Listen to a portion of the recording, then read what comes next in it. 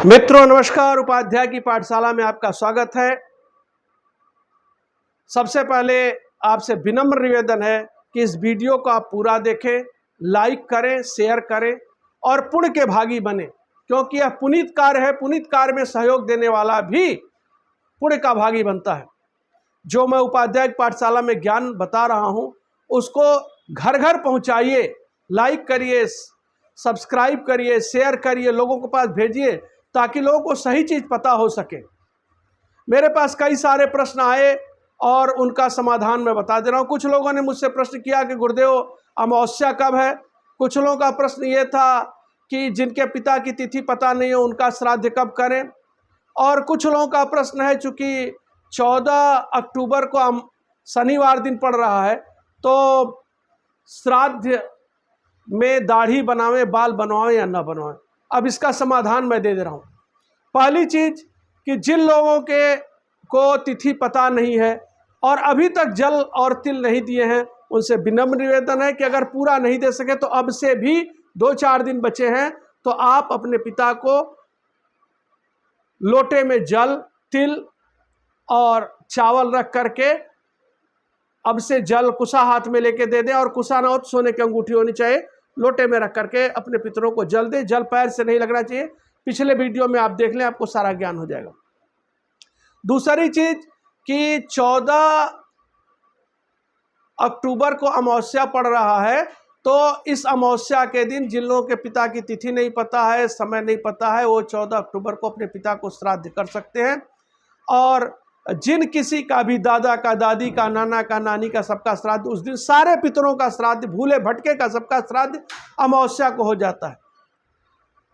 और एक प्रश्न और है कि श्राद्ध के दिन शनिवार पड़ रहा है तो जिन लोगों ने 15 दिन तक जल दिया है लगातार, वो शनिवार को अपना क्षौर कर्म करेंगे, दाढ़ी रखें, बाल रखें शनिवार, क्योंकि ये एक अनुष्ठान है।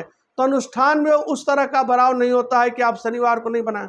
कुछ लोगों की दृढ़ मान्यता होती है कि मैं पूरे जीवन शनिवार को बाल दाढ़ी नहीं बनाऊंगा, तो पिंडदान तो शनिवार को ही करें और रविवार को अपने बाल दाढ़ी बना लें, जैसे आपके यहाँ लोक प्रचलित मान्यता है। और अपने पितरों के नाम से श्राद्ध करें। और श्राद्ध में जो प्रमुख चीज़ें, उस तरह तो हजारों चीज़ें हैं, लेकिन जौ का आटा होना चाहिए। तो जौ का आटा आप न हो, अगर मिले तो गेहूं का आटा लें, उसमें 2-4 जौ कूच के डाल दें और इसके बाद शहद डाल दें, तिल डाल दें, गुड़ डाल दें और ये सारी चीज़ें, और चंदन आदि लगाने के लिए अगरबत्ती, धूप, ये सब रख लें। तो तिल तो अवश्य है, क्योंकि तिल जो है भगवान विष्णु के पसीना से उत्पन्न हुई, इसलिए तिल का जो है बहुत महत्व है और तिलांजलि इसीलिए देते हैं। तो ये कर लें और ये सारे पिंड बना करके इधर उधर फेंके ना, इसको गऊ को खिला दें, गऊ को खिला दें इससे। और आप लोगों के घर में जो खाना निकलता है तो वो भी खाना ले जा करके, जैसे मान लीजिए कौवे के लिए खाना निकलता है, गाय के लिए खाना निकलता है, चील के लिए खाना निकलता है, सियार के लिए खाना निकलता है और पितरों के लिए खाना निकलता है, कौवे के लिए खाना निकलता है। आपकी जैसी मान्यता हो उन अन्नों को वहाँ तत्त स्थानों पर पहुँचा दें। अब मान लीजिए चील नहीं मिलती है तो कहीं ऐसे खुले स्थान पर रख दें उसके निमित्त, और कि ताकि कोई जानवर उसको खा ले और तृप्त हो। तो मेरा कहने का मतलब, लेकिन प्रदूषण न फैलाएं, उचित स्थान पर रखें और पितरों को पिंडदान करें। उनसे निवेदन करें कि आप, हे पितर देव, आप प्रसन्नतापूर्वक मेरे घर में आए, हमारी देखभाल किए, हमारे वंश वेल को बढ़ावें, हमारे खानदान को आगे ले जाएं, हमारी रक्षा करें। तो मैं समझता हूं कि आपके प्रश्नों का उत्तर मिल गया है। 14 अक्टूबर दिन शनिवार को श्राद्ध अमावस्या है। उसके बाद 15 अक्टूबर से जो है नवरात्र शुरू हो जाएगा। तो शारदीय नवरात्र जो है शुरू हो जाएगा, तो उसमें आप जो है अपना पूजन आदि करेंगे।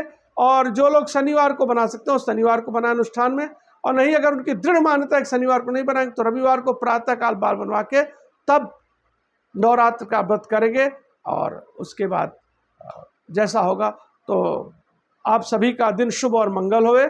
और उपाध्याय पाठशाला में पुनः आपका बहुत बहुत स्वागत। शुभस्ते पंथा।